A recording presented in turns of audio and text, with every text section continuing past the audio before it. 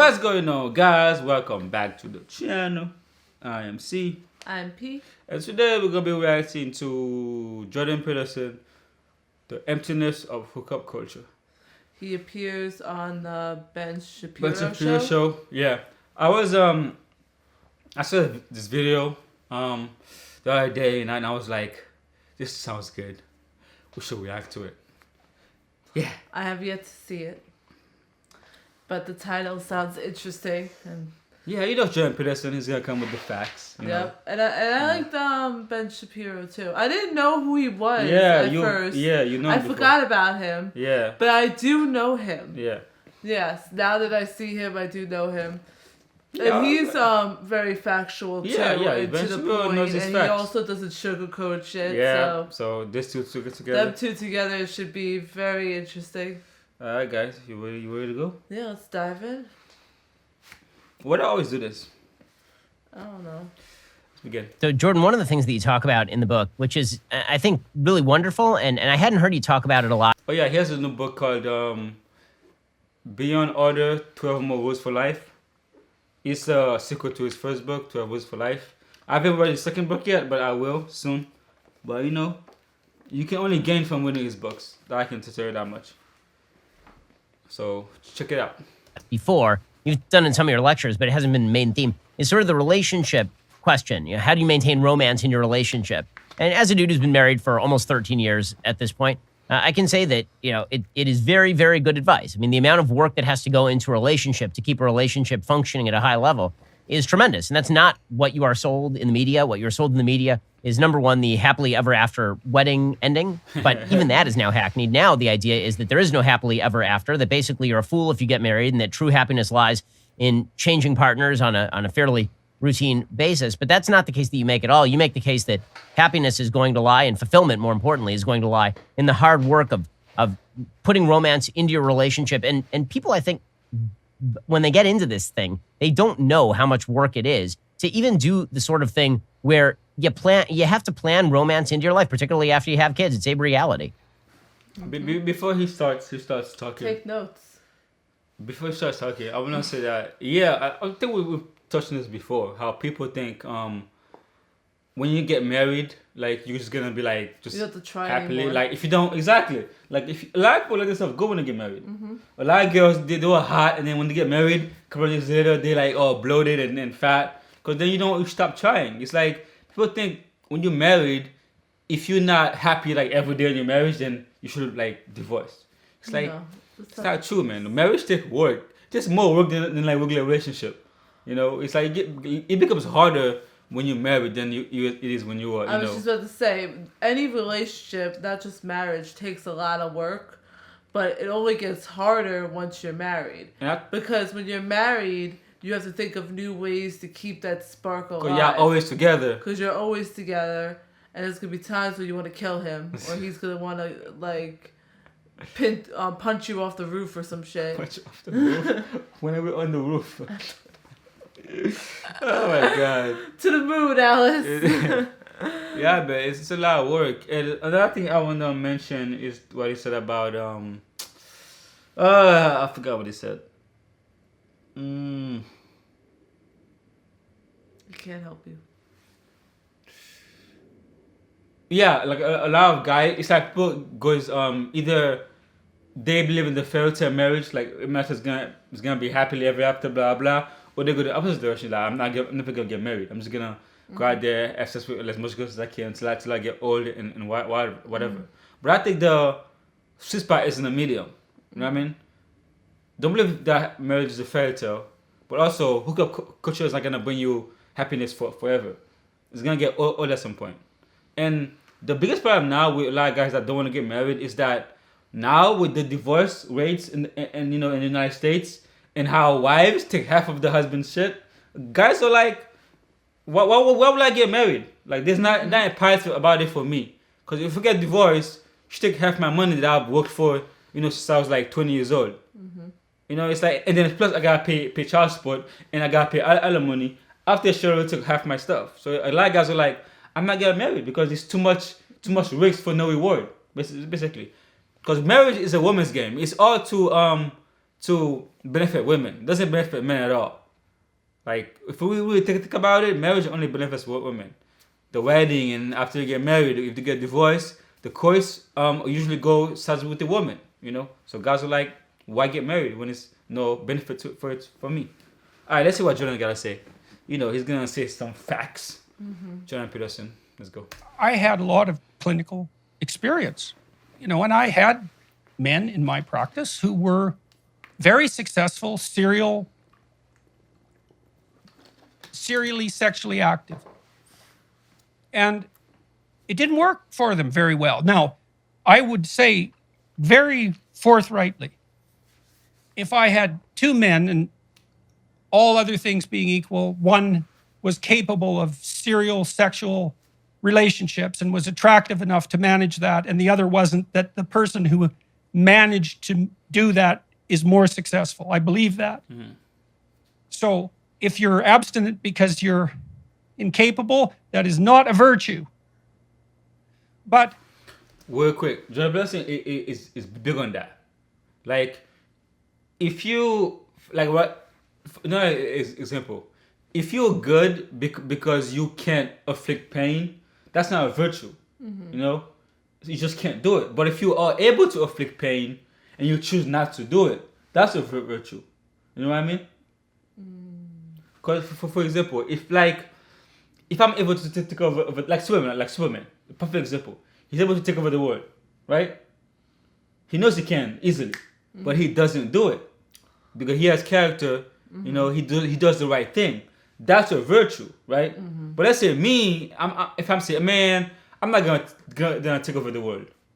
It's like, that's not a virtue because I cannot do it just like that. You know what I mean? So if you are not able to do something and you say, oh, I'm not gonna do it because I'm good, whatever, it's not a virtue because you're not able to do it at all. Yeah. You get what I'm saying? Yeah, I get you. All right, let's continue. you can't divorce something as miraculous as sexuality from your life. How are you going to do that? Well, you can trivialize it. It's nothing. Well, okay. Well, then you have nothing. So good luck with that. You're going to take one of the deepest sources of meaning that's available to you and turn it into nothing. Well, that's its own punishment. Well, so then you integrate it into your life. Well, what do you want for your life? Do you want to be, what is it that you want from sex? Do you want intimacy? Do you want closeness? Do you even want the experience to be of high quality? Do you want the person to pay attention to you? Well, they're going to have to care for you. I mean, lust will get you somewhere, and it's not nothing. But it's by no means everything. And everyone knows this. People are lonely. They need someone to communicate with, and they need someone to tie themselves together with, so their lives make a rope. I know I'm posting a lot, but with Jordan Peterson, he just talks truth all the time. But what I'm saying is there are a lot of lonely people that have a lot of sex. You know what I mean? Because like it's what do you want from sex? Do you want intimacy? Do you want somebody who actually understands you and and know who you are? Because if you go out there you having sex with a girl every night, then it's like there's nothing there. Yeah, you know what I mean? It's giving you the person doesn't know tiny bit of pleasure. It's like physical pleasure without everything else that connects to sex. What I mean? Yeah, it's giving you a tiny bit of pleasure, but it's not giving you the complete pleasure you would have with somebody that actually cares about you. Exactly. Somebody that thinks only about you and wants to see your happiness as much as you want to see theirs. So there's a difference. That's why they say there's a difference between just having sex and making love. Exactly. There's a huge difference. It's like exactly abstain from sex, but what do you want from it? Do you want just like a random hey, just have sex and then go after you whatever you feel nothing from it? Does that really satisfy you then? Exactly. But it's the difference between casual sex and having sex with someone you really love and you care about, and they care about and love you. It's a different feeling altogether. Let's continue. They need someone to communicate with, and they need someone to tie themselves together with. So their lives make a rope. They need someone to communicate with when times are good and to share their triumphs. And they need someone to share their catastrophes. And they need a framework that's stable so that they can have children. And well, why would you have children? It's like, that's a stupid question. It's like, well, what else are you going to do? You know, I mean, there aren't that many things that make up your life. And intimate relationships, that's 20% of your life or 30% of your life. Children, that's 20% of your life. Now, you can get away with neither of those, but you better have a walloping career or a tremendous aptitude at something creative and remarkable. And maybe you can do that. Maybe that'll be enough for you. But I've seen that unidimensionality work out well and very, very, very, very, very rarely. So, and you have children because you won't. That reminds me of a lot of women who says, on my 20s, I'm gonna just focus only on my career, right? Career. You know, you're like, man, I'm gonna wait to have kids later, or I don't want to have kids, right? I don't want to have a family. Well, they become like a millionaire, right? And now they're 30, and now they want to get into the dating game. But they realize like now it's harder for them to get dates, harder for them to find someone because you know. And another thing is that some of them choose not to have kids, right? And then when they get older in their life, they're like, oh man, like my career is not as satisfying as I thought it would be. So now you want to, because like you said, family is 20% of what makes you happy in life, right? And if you're gonna replace that, you gotta find something really good to replace that. You gotta care about your job really well to replace that. Like I said, the amount of people that are happy replacing their family with their career is a very talented percentage of people. People don't think about that. To replace family with something else, it's really hard. And a lot of women get in that trap where when they get older, that's when they care about family. But then now it's getting like too late, and they gotta rush. You know what I mean? Well, it's kind of like also when we were watching Candace Owens, and she said that society also puts in that family is like a bad thing now, but you'll never know how satisfying it is to just see your child smile.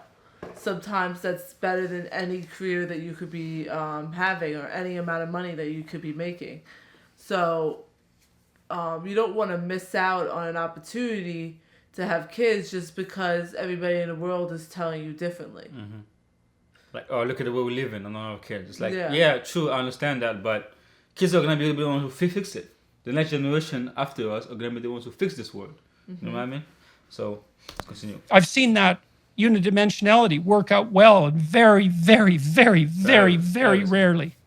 So, and you have children because you'll never have the opportunity in your life to have as high quality a relationship with anyone as you could potentially have with your child. So you're going to forego that? Well, you can, but what's left for you then? All this cynicism. You know what? It's aimed against blind obedience. It's like, fair enough, okay? So I would take a cynic over someone who's blindly obedient any day, especially a cynic who was once blindly obedient, because at least then they had managed that. But if you're really cynical, you move past cynicism. You doubt your doubt, and you start to notice, and then you engage. I was just thinking about that, which you wouldn't have said that. It's like what they said that is very like it blew my mind when he said that, because if you are a real cynic, you're gonna get past it, because then you're gonna doubt your cynicism. Like is you gonna be like, is this really what's right for me? Everything's bad. You're like, man, is me thinking everything's bad? It's not bad in itself. You know what I mean? So it's like it's like a loop where you censorize yourself. And that makes perfect sense. Like, if you're a real cynic, you get past it, because you're gonna be cynical about yourself, about your cynicism. It's because at some point in your life, you're gonna stop and think about what you want for your future, and then you're gonna rethink everything that you did up until this point, and you're like, I was being so cynical, so negative. Did I mess up getting to the point where I wanted to get to for my future? maybe I should try to be a little positive. That's why that brings us back to the concept of the whole yin and yang thing. That's why it's good to be with somebody who's a little bit opposite of you. Like, for example... Opposite attract, like I said, opposite attract, you know? For example, he's very shy, and he tends to... I am not very shy. You are shy. And he tends... I was shy. There's a difference. When I first met you, you were very shy. And I was shy in high school. Can I finish? Go.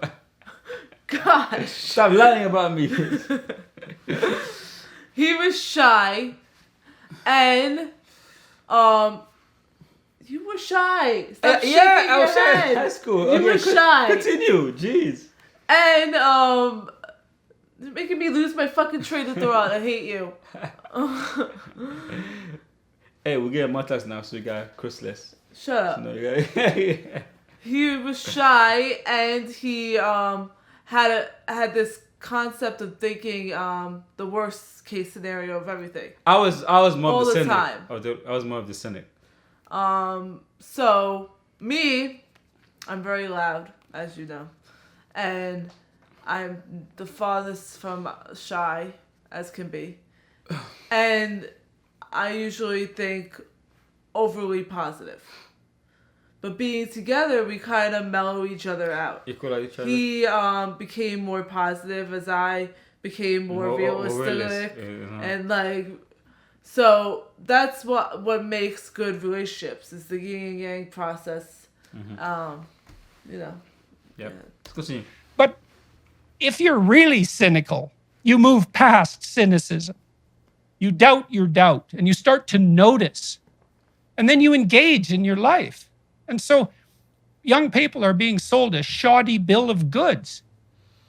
Even if you're successful at what you pursue, say serial sexual satisfaction, Tinder, you're a hot Tinder item. It's like, well, if you're a male and you're attractive and you have an endless array of willing females, it's a gateway to psychopathy as far as I'm concerned. Because you have to divorce your sexuality from the humanity of the people that you're engaged with sexually. Well, all that's going to do is make you hard and bitter. And I wouldn't recommend it. So, and it's not casual moralizing. You know, I'm not suggesting that naive abstinence is the right solution.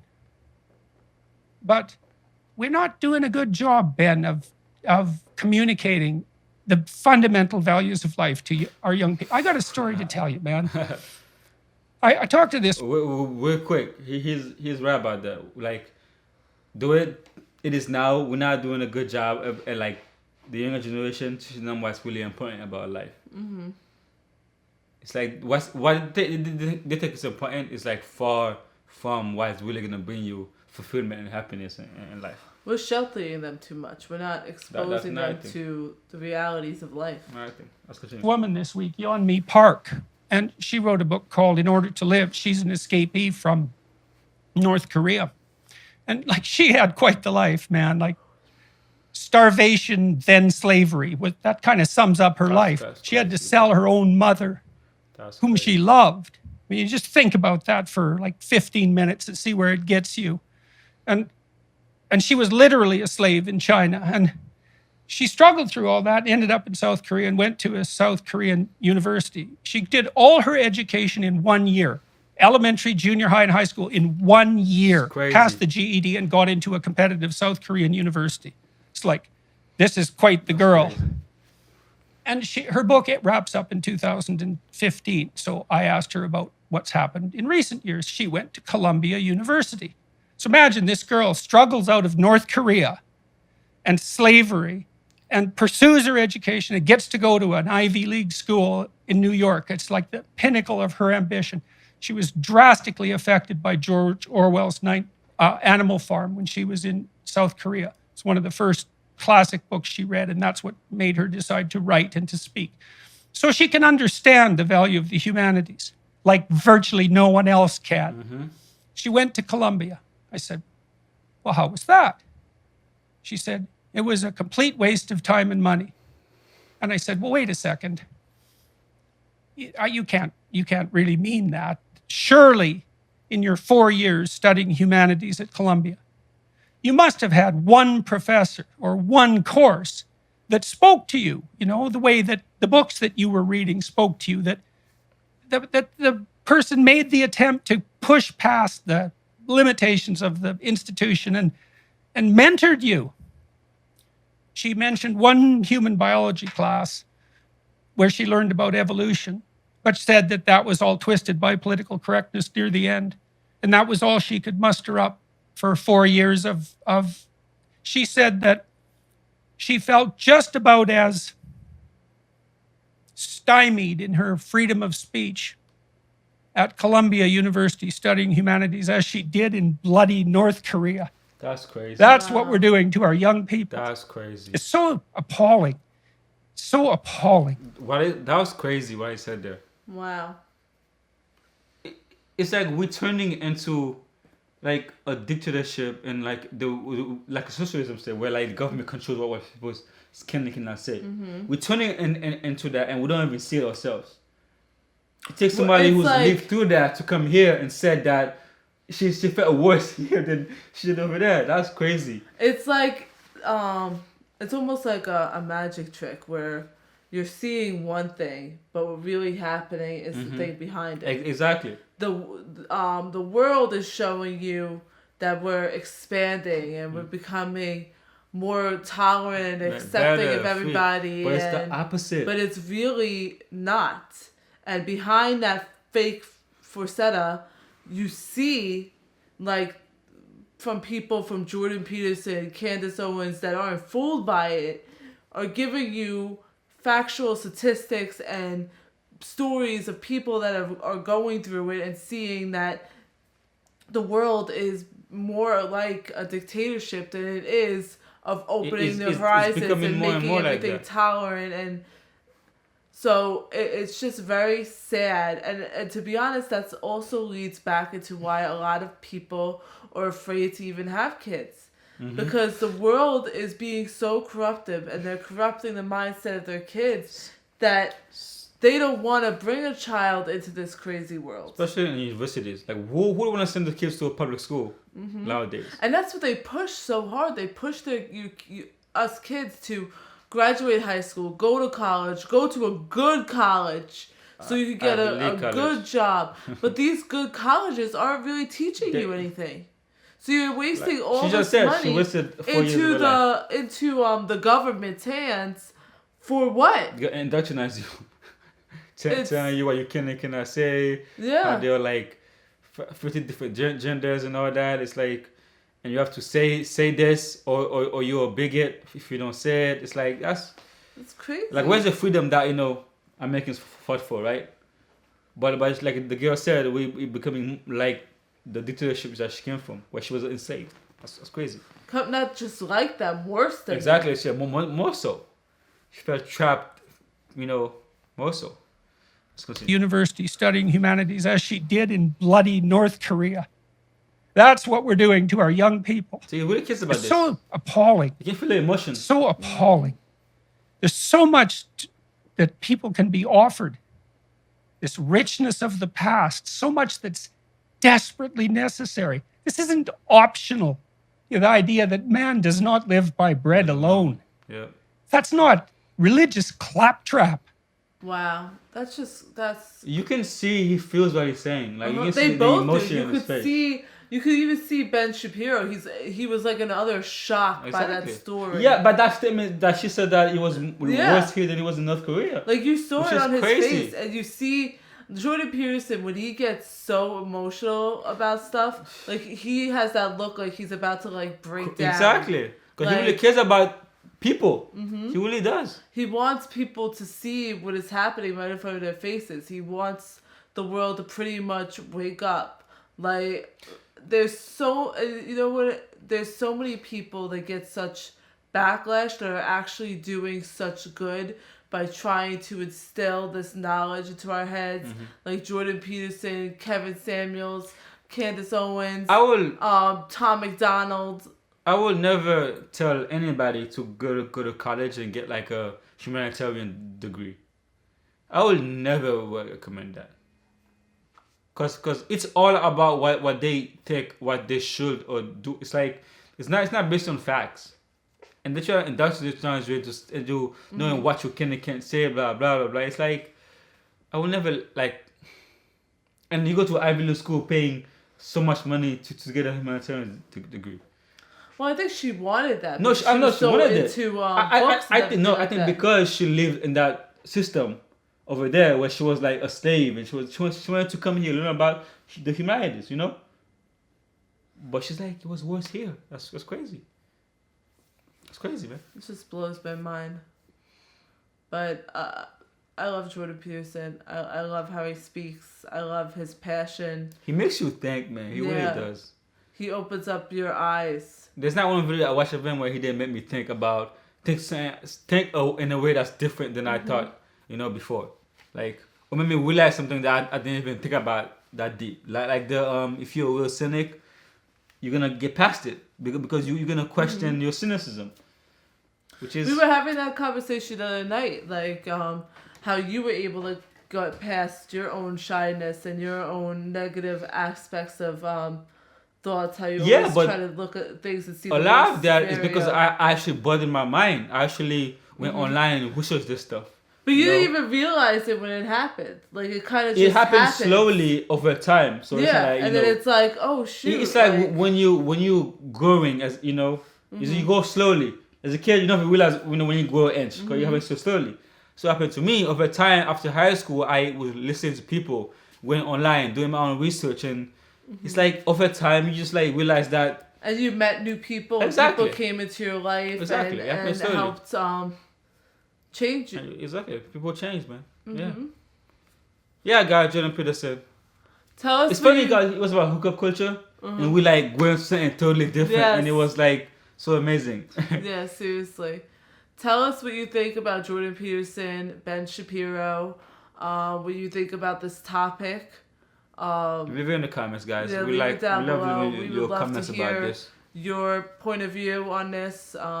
If you find it as interesting as we do. And like, comment, subscribe. see you. Peace.